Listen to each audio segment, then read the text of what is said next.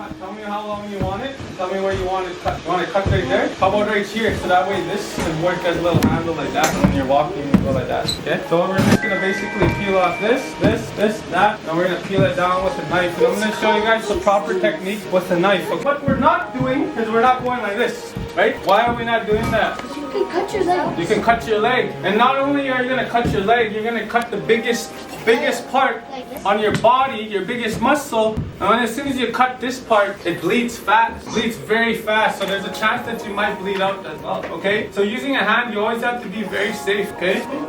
So when I'm working on my walking sticks, even though I'm older and even though I know what I'm doing and stuff like that, there's still stuff that can happen, right? So what I do is I always go away from myself. When I'm peeling, I start from one angle and I just go down like that. And I go soft. I'm not trying to rush, guys. We have an hour and a half, hour and 45 minutes to do this. And that's the thing about working with diamond willow in the winter time, is that outer bark will come off more easily than it would in the summertime. Because in the summertime, it's more dry. And not only that, it has a lot more sap, okay? And then that's the thing about picking it in the winter time too, is it has a slower drying process. As if you were to pick a diamond willow stick and make a project out of it in the summertime, it will dry up way too fast. And when it dries up way too fast, it'll crack, right? I'll show you guys a quick example of a stick that I was working on, and I stopped it because I stopped on it because it cracked. And then this is when I was working on the summertime, and then that's how I know. So a lot of times when it starts to dry, it's gonna have a big crack. Sometimes the whole crack will go down the middle. And that's the thing, is if I use this stick and if I'm walking around and stuff like that, say for example I have it downwards like this. Say for example I pierce a rock. I go like that and I pierce a rock on the ground. Boom. It's gonna help it split even more, right? Or say if an animal's trying to attack me and I hit it, it's gonna help make that stick crack even more, right? But that's what I'm not making. We're not making these to hit animals, okay, boys and girls? We're making these for elders, for your mom, your dad, or somebody who needs it, okay? No, you guys put it back up. Don't pull out the buck knife like that, okay?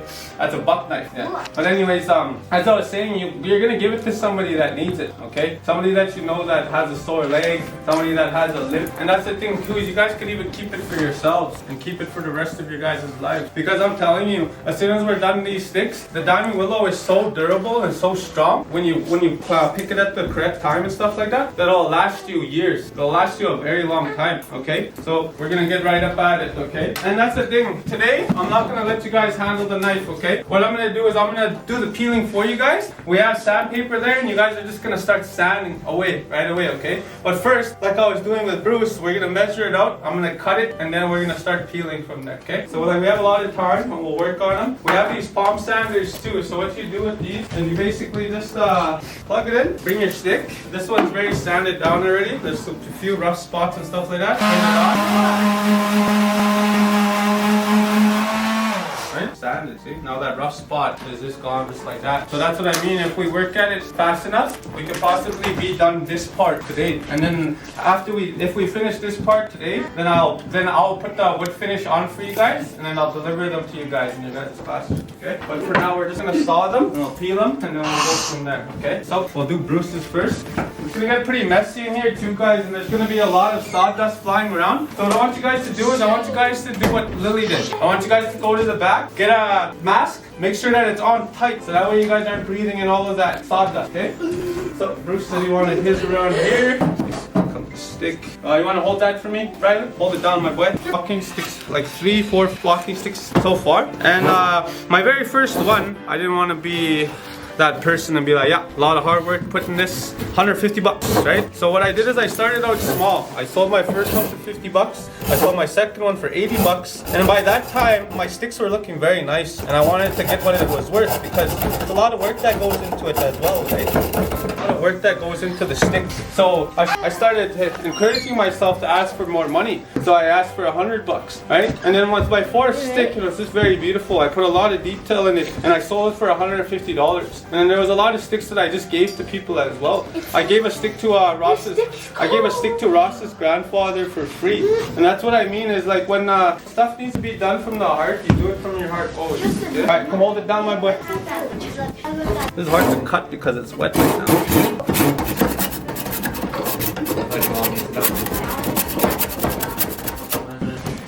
Don't bother the knives, guys, like I said. Alright, Colton, how long you want yours? My hands are free. Oh, Okay, you want it tall? Alright, we'll go that high. We'll go about that high. Be a Gandalf.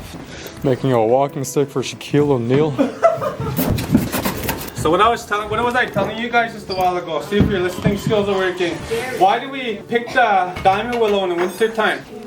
Why do we collect it in the winter time?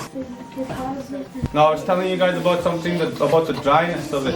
So in the winter time, the reason why you pick the diamond willow in the winter time, and same as red willow, is because it has a better bend to it, and it's more flexible, and it's more strong. And not only that, because it dries out slower. If you were to pick it in the summertime, the diamond willow would dry up so fast that it would just crack and break. And that's the reason why. If you see this one here. You see this one here? That's the reason why it has so many of these cracks inside of it. Is because when it dries up, it starts to as it's growing, right? It's growing on the inside. So every time the outer bark goes, and then that's why it's called diamond willow. Is because when you come to these parts right here, they're shaped as diamonds. A lot of shapes, diamond shapes, right? Coming down, and that's how it got its characteristic.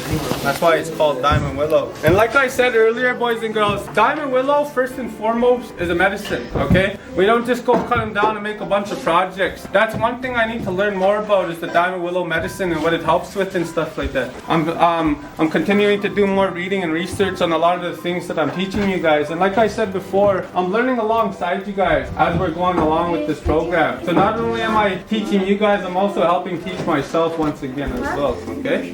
So what we're gonna do now is we're gonna start peeling. Okay? Peel these sticks real fast. Peel The leaves first. my neck. So like I said, you always want to peel away from yourself. Okay? Peel away.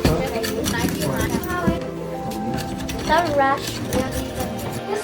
Look, smell that? Smell those pieces of bark. So when you're picking medicine like that, that's what you do. You get this layer and you boil it in the tea. You dry it up. You dry it up, or you basically drink it as it is, and you put it in your tea like this. A lot of times people would just even take a little piece off and then they'd suck on it, and then after a while they'll spit it out. But like I said, I don't know what type of a lot of the medicinal properties that this diamond willow carries. Yeah, my boy. Ferrocerium rod. And then like, you guys notice how that it's green? It's bright green. That's when you know the medicine's just right at its peak. But that's the thing in the winter time. That's the thing about the spruce trees and all the other trees too, is that they don't have much sap in them. They don't have that much sap. That's such a satisfying thing to watch. That's the thing too, boys and girls, right? For me, myself, I suffer from high anxiety a lot of the times, right? So a lot of times when I'm having anxiety attacks and panic attacks, I usually do this. I have quite a few at home that I'm working on for certain people, and every time I feel those anxiety attacks coming on, when I do this, it's basically like watching ASMR. You ever watch ASMR? Like basically like that, just listening to that sound and watching it peel, and then watching it fall onto the floor. You know, it's such a beautiful thing, especially when it's just so quiet in the house, and basically that's all you can hear is just the peeling, the knife doing the work. Beautiful thing, right? See, when it's nice and quiet, you can just hear that. See, and it's just so satisfying, especially when you start to see the design coming out of the tree. This is how you work. A lot of them have their own natural design.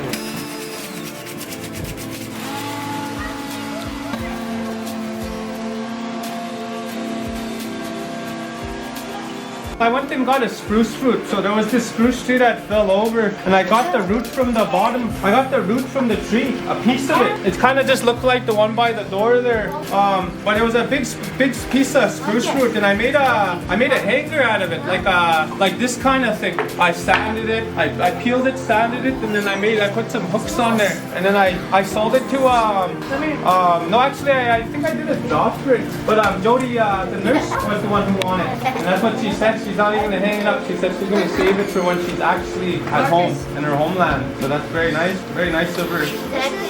Like, and that's what you want out of people too, that you give your gifts to, right? You don't want somebody to just take your stick and be like, meh, right? You want somebody that's going to appreciate it, that's gonna love it, right? If someone says meh, then I'm gonna take it back. No, for sure. I would. To this sandpaper, the rough one. I just realized, where's This one is to remove it, and then this is the finish. Okay, this one has more grit on it. This one has less grit. This is to soften it. So when we're done with the remover, that's when we get to the finish, right? And then we start softening it, and that's what makes it very soft, like that stick right there. Okay. Yeah. Somebody has my stick.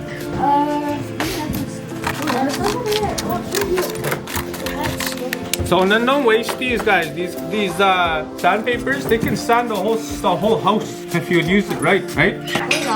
So and then what you're gonna do with your stick, you're basically just gonna go to all the rough sides. You see this brown, these lines, you see all these little hairs sticking out? Basically just gonna go in circles like that, okay? And you're just gonna remove all of that harsh rough stuff that's on the outside, okay?